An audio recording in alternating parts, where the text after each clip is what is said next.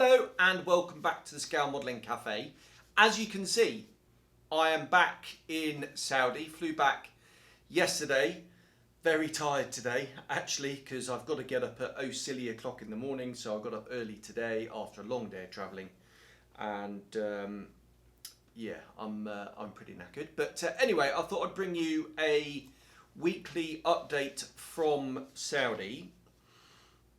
Right. Channel update, quite a bit to get through. I was a little bit prolific actually over the last couple of weeks since I've been home, more than I was expecting. But last night you may have seen that the first part of the Key 51 video has gone up. Where have I put them? Oh, they're up there. I can't reach them. So that is just a bit of a kind of stocking filler, if you like, just to keep you going whilst I finish off the F4. More of that in a moment. I don't know how many parts I'm going to do that. I might just do it in effectively a one-parter. I might end up expanding it to two. I don't know. The cockpit is very comprehensive, and I really want to do that justice, but we'll just see how quickly I crack on through the rest of the editing and see how long it comes out. I don't want it to be too long, but maybe two 15-minute videos might be better, or one 10-minute video and one 15-minute video might be better than a 25-minute on a 144 little tiny thing. But I don't know, we'll see. I did a couple of unboxing videos. I got a couple of parcels in the last week, so always exciting to receive stuff in the post, and I decided to do some unboxing videos. So if you haven't seen them, go and check them out, because always exciting to see what's in there. I've started a new series of my favourite model kits that are in my collection. So just picking something from, I nearly said picking at random, but it's not random at all. Just picking some of my favourites from my display cabinet and just waffling on for about 10-15 minutes about them and why they're my favourites. Could be all sorts of different reasons. Two so far have gone up. That's the Airfix Chipmunk in 48th and the Airfix Buccaneer in 72nd. So if you haven't seen those, go and check them out, because actually they're quite good fun to do. Right. Sprue tour on this. So as you may be aware, if you've seen the unboxing video, the Edward BF109F dual boxing kit is in my possession and it's out here. This is going to be the next project after I finish the Key 51s, and which hopefully might get finished today, and the Phantom, as I said, more of which later.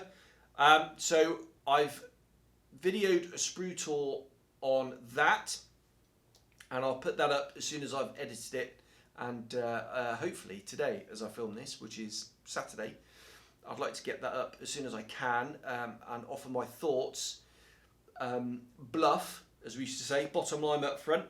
It's an amazing looking kit. I knew it would be, having built the S199 Mezek. This is based on it.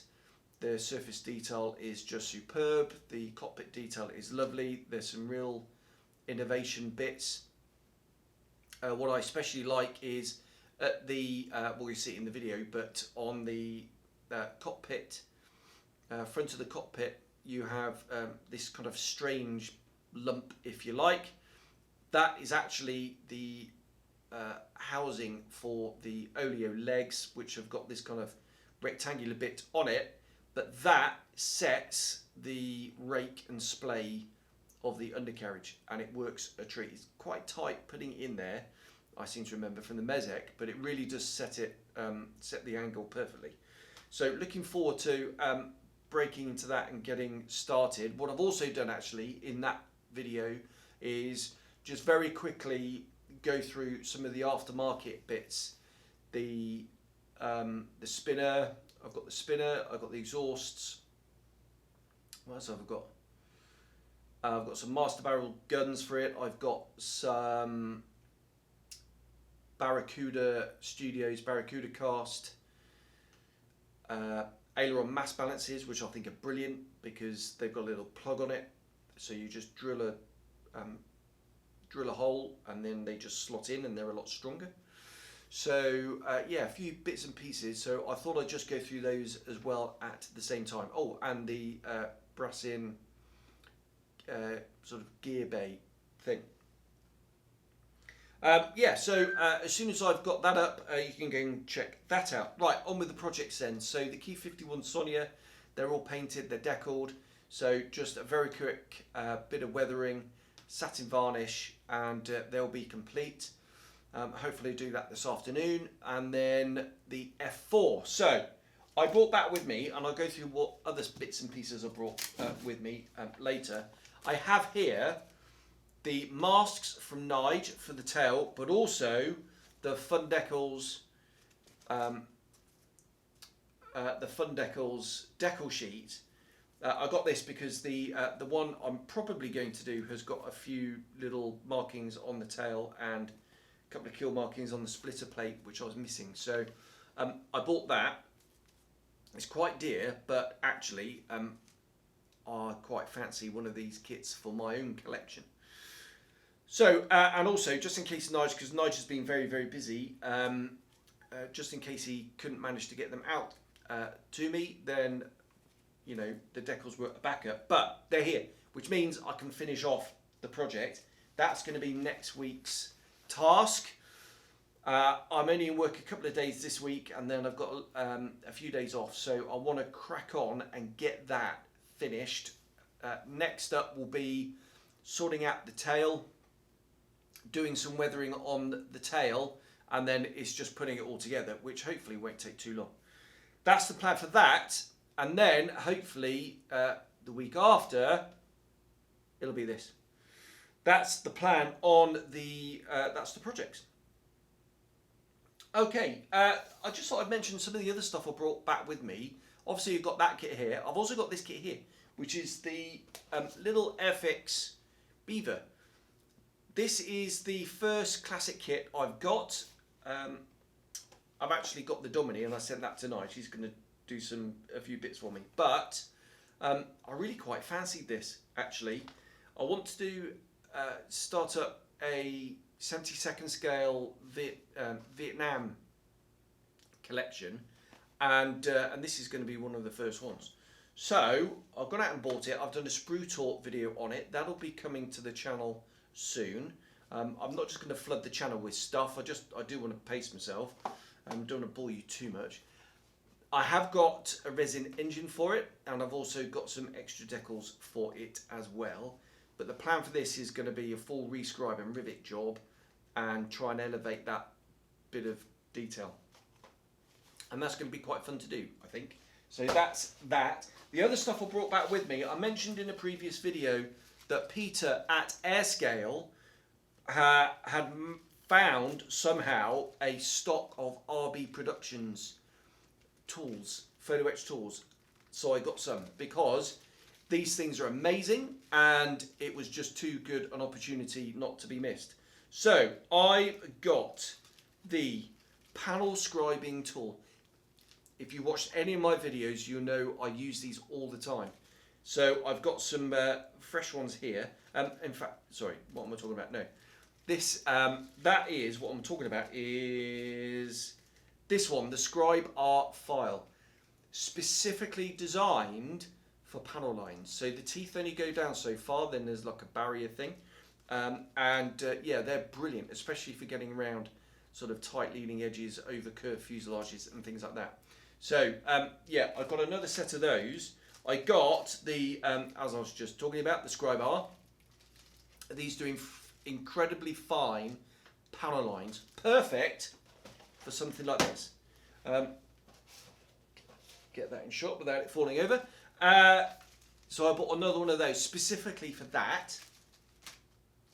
I've also got some micro saws, which you can just pop into a knife blade. Again, they're very fine. These are going to be perfect for separating the elevators on this. They've got very deep score lines on the forward part on the elevator mass balances. So it'll be a simple job to just using with something very, very fine, like a photo etch saw, to saw down there and then just score a little bit deeper the actual hinge and then bend them into position. So I got those. I also brought with me some Flory Models wash.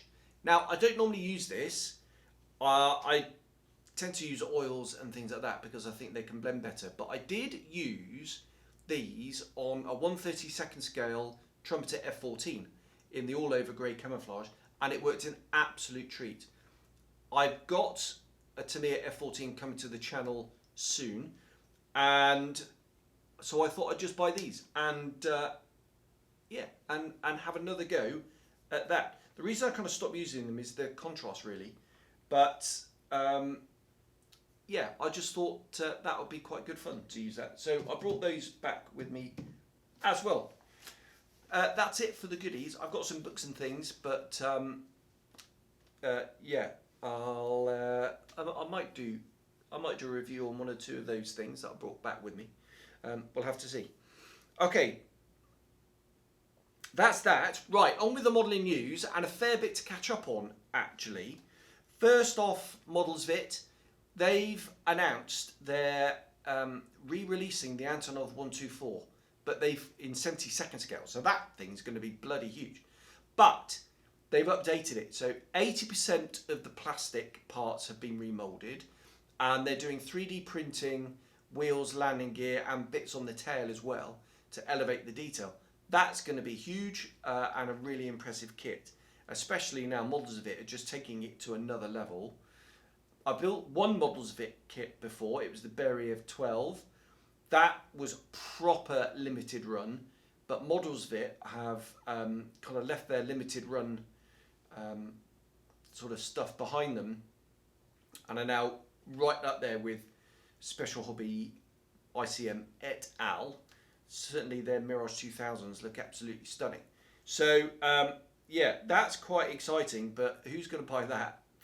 I am tempted, but yeah, bloody hell, I'd have to fly it back, actually. Right, moving on, DBMK have announced that their first kit is going to be the 48 scale Hornet. They're going to have built up test shots at Telford in November, and that's due for release in Q1 of 24. It's been delayed approximately a year because they've outsourced the design and the tooling to Ukrainian company, and obviously, you know, what with everything that's going on over there at the moment has delayed things somewhat. So that's good news. The scimitar that they announced, a 48 scale scimitar, that is looking like that's going to be scaled down to 72nd as well, which is really good news. I really fancy that in 72nd scale. But the exciting news is they've announced a new kit, and it's a 148 scale F11F Tiger, which I think is one of the prettiest aeroplanes out there. It's right up there with the Hunter, and arguably it's even more pretty than a Hunter. Don't chuck spears. I didn't say it was prettier. I said it's arguably prettier. But they might even do that in 72nd scale as well. Now, there's obviously the old Hasegawa kit of that. But yeah, I think that's a really good subject for them to go for. Because like I say, it's a pretty aeroplane. It you know, didn't serve for that long in the US Navy. But I think that'll make a really nice model. And yeah, I'm really looking forward to that. When we'll see that, I've absolutely no idea. So yeah, quite a lot of news from DBMK. They've also released pictures of the 3 schemes for the 32nd scale Fury. So that's going to be a Royal Navy one, an Australian one, and a Dutch one with an orange nose, which is quite cool. Airfix, out the blue, announced they are re-releasing the Seafire 17, which obviously, being ex-Fleet Air Arm pilot myself, oh yeah, with my watch.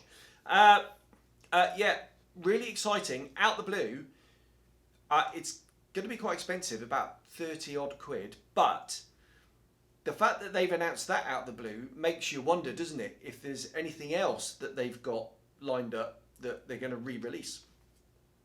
So really exciting. I'm not going to get one because I already do have one, And actually Winkle signed the box, which I think's mega cool. So thanks to Rory, if you're watching, because he organised that for me. Unfortunately, I couldn't make, he was doing a talk down at the museum and I couldn't make it. But yeah, Rory very kindly sorted that out for me. So really cool to see that. It is a kit of its time, so it's Airfix of the time. So the detail in the cockpit is okay. The panel lines are actually quite wide and quite deep. I've got a plan for mine to graft the Seafire bits onto an Edward Spitfire 16. That's going to be my plan, and that's a future project down the line. Other new kits. ICM have announced a 148 scale Mistel with the funny proboscis detonator fuse thing on the nose and a 109F on the top. Their 109F, it's a good kit, but it's definitely been superseded by Edward's 109F. So I can imagine a few people might want to replace it with an Edward 109 after doing a rivet job, but or you could replace it with an FW 190 as well. But that's really quite cool, actually. I quite fancy that. And the last one I want to mention is Hobby Boss have announced a 148 scale Fulmer. Now, Hobby Boss and Trumpeter with Fleet Air on subjects, they haven't got a particularly good track record in the accuracy department, which is a real shame. I really do fancy getting the Albacore at some stage, but I know it's a bit of a mess accuracy wise, but it looks like an Albacore to me. A little bit of scratch detailing in the back cockpit because there's a lot of glass there. I probably have to do that, but all the other shape issues, I don't even know what they are. I just know there are some. And the Sea Fury's a bit rubbish. The Seahawk's actually quite nice, apparently, but again, not perfect. Yeah, and they tend to really cock it up. I'm really hoping that they've kind of turned a bit of a corner on this one. I really, really want one of those. Not least because it's the Fleet Air Arm's top scoring fighter plane from the Second World War. Most people would assume Seafire or maybe one of the Lend-Lease jobs, but no, it was the Fulmer. And if it's anything like the Hurricane that they've recently released, which actually looks really, really good. Forget the decals, they are woeful. The yellow is like a lemon yellow, the red is bright red, the codes are white instead of medium sea grey, just dreadful. But yeah, I'm just hoping against hope that they get that one right. You know, come on. If they close their eyes and throw the dart at the dartboard, they're going to hit the bullseye once. Laws of averages would say. So I'm really hoping for that. Okay, that is pretty much the end of this week's update. I won't say it's great to be back out here because obviously I'd much rather be at home. But now that I am out here, at least I can get back to the bench once work is out of the way. Really excited to finish off the Sonias and especially the Phantom. That's taken far too long. But looking forward to getting that all wrapped up and getting the videos out so we can start afresh. The next, as I said, the next project is going to be these two. I'm just going to video one. The other one's going to be a photo build. And after that, I'm not sure. I think I'm going to do. Yeah, I want to do the 109 G6 in 72nd scale from Tamiya. I want to get that done. So it's going to be a bit of a 109 fest. But probably shoehorn something in between, maybe one of the clear prop models, or I've got the Armour P39, that's all riveted, that's all ready to go. So I don't know, it's one of those we'll cross that bridge when we come to it type things. And then once I've got my mojo up, I'm going to tackle the 48 scale F14, which I'm really looking forward to. Okay, there we are. I think I'll leave it there. Thanks very much for watching. Go check out some of the unboxings and some of the videos I did on the phone at home if you haven't already. Watch out for the sprue tour of this coming imminently, and I'll see you on the next one. So cheers, bye bye.